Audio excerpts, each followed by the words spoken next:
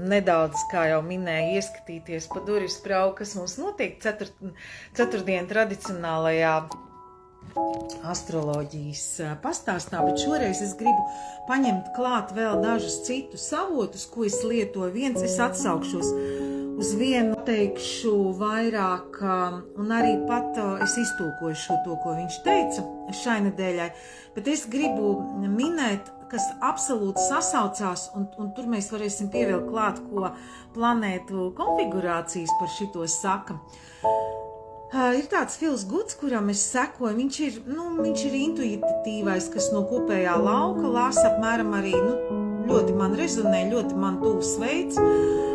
Tas ir, un tas bija viens no iemesliem, kāpēc es sāku studēt astroloģiju, vairāk iedziļināties, jo es arī jūtu, kas notiek, un tad savukārt astroloģija man palīdz no arhetipiskā izskaidrot, ko es jūtu.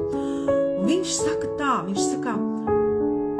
viņš pats iet cauri dziļām veselības krīzēm šobrīd, jau 2 gadi gandrīz, un viņš saka, ir tāda sajūta, ka nekas nestrādā vairs, tas, kas bija agrāk, tu manifestē, tu zini kaut kādus algoritmus, kas ir jādara, bet viss ir kaut kā citādāk. Teiksim tā, varētu teikt tā kā grūtāk, smagāk, kaut kas neizdodas tā kā vajadzētu, kā tev no ego ir gribējies un kā tu esi iedomājies. Bet tāpat laikā ir tāda dziļa iekšēja ticība,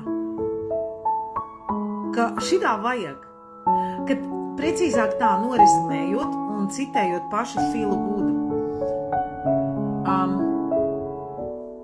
Ir tā, ka tu pilnīgi sajūti, ka tev vairs nav tavas tādas cilvēka gribas, ka ir spēki, kas vairāk par tevi zina, kūrē un tā tālāk, izrīkojas ar tevi.